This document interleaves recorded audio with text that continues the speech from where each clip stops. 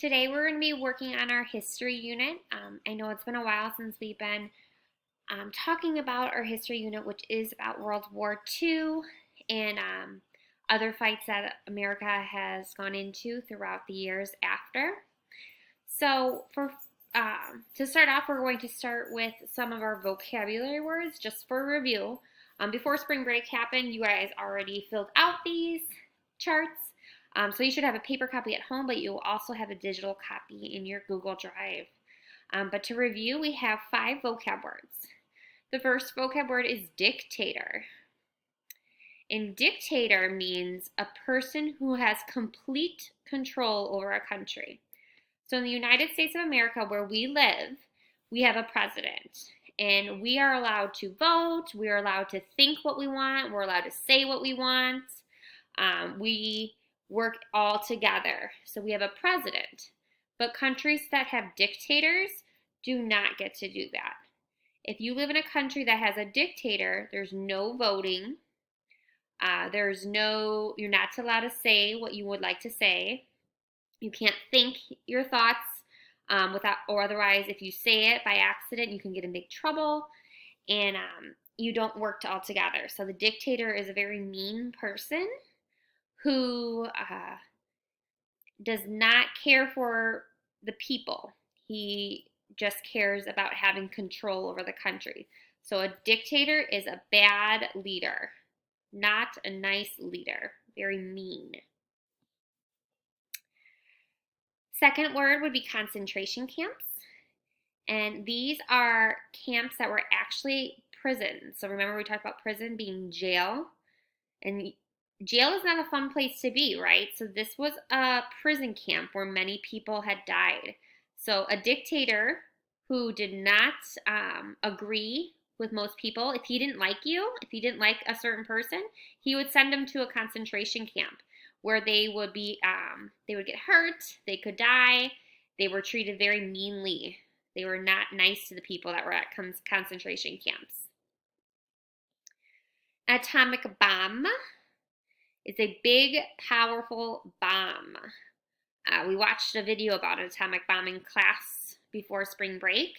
It's a very big bomb. So there's lots of weapons that people use in war, such as cannons, guns, arrows, knives. There were bombs, but now this was a new invention called the atomic bomb that could hurt a lot of people or damage a lot of buildings in a wide area because it was so big.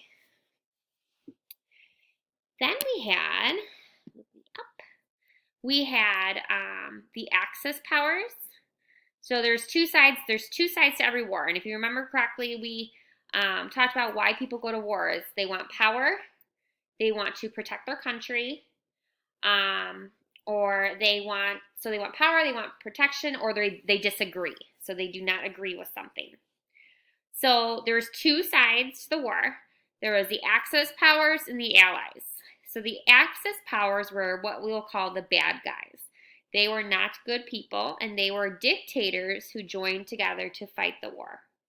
So the side that we were fighting against, that were the bad guys, were called the Axis powers. Then we have the Allies, which are, you could see our flag right here. America was on the Allies. And these are countries that joined together to stop the dictators. So we were what you would call the good guys. So we have the Axis powers, which were bad, and the Allies, which were good. And that's us here in America. So we already read this last time, but we're going to refresh it because, the last couple days we've been working on personal information, which is great, but I think we should come back and do a little bit of more reading together. So we read about World War II and how it started. So this right here was Hitler. So I'm going to read and you can follow along with my cursor. The Great Depression was not just in the United States. Germany was a country where people were unemployed and finding it hard to live. A man named Adolf Hitler became the leader. He was a dictator. He told people what to say, and what to do. He joined the other dictators to start a big war. So remember, during World War I, America, we went through the Great Depression, where people did not have jobs, which, remember, when we don't have jobs, we cannot make any money. It's hard to pay for food. It's hard to pay for your house. It's hard to pay for heat and air. So many things cost money that we don't think about. So when you don't have a job, it's really hard. So not only was this happening in America, but it was happening all around the world. So another part of the world was Germany. And this is where we have our dictator who was in charge of Germany. And at this time, they were having a Great Depression for their country. Hitler told the people of Germany that they were better than other people. So he was thinking that people of Germany were the only good people and everyone else in the world was bad. He put people to work making weapons for the war. He was joined by other dictators to start a war. And the dictators went to war against other countries. So this is a world war. It's not just one country, it's lots of countries. Hitler and his armies conquered many countries in Europe. Hitler bombed Britain to try to capture the country. And the dictators could not capture Britain.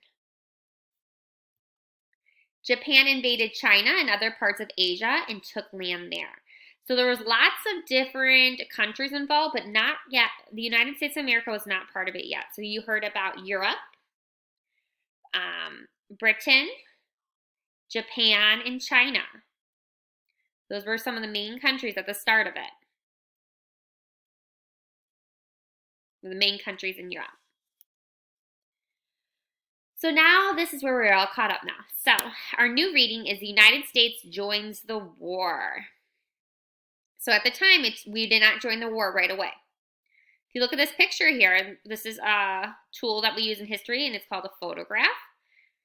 You could see lots of different things happening on here. But there's some ships. There's lots of smoke. You could tell they're in a ship because of the water right here. And it doesn't look like a good scene, so it looks like it's part of the war. Many countries fought in the war. At first, the United States did not join the war. Then Japan bombed Pearl Harbor, a naval base in Hawaii. Hawaii, remember, is one of our 50 states in the United States. You're going to be doing a little bit of map work after this video, so you'll see that Hawaii is on the United States map. And now, all of a sudden, we're getting bombed in the United States, and our president is not very happy. So many Americans died. At the time, our president was Roosevelt, so President Roosevelt declared war. The United States joined the Allies, or the countries fighting against the dictators. So we joined the good guys to fight because we wanted to protect our people, which are in Hawaii. Which at the time it was only Hawaii, and if we didn't go to war, it could have been hurting a lot of other states in the United States. So at first, the United States was neutral. That means the United States did not join either side of the war. They weren't part of it.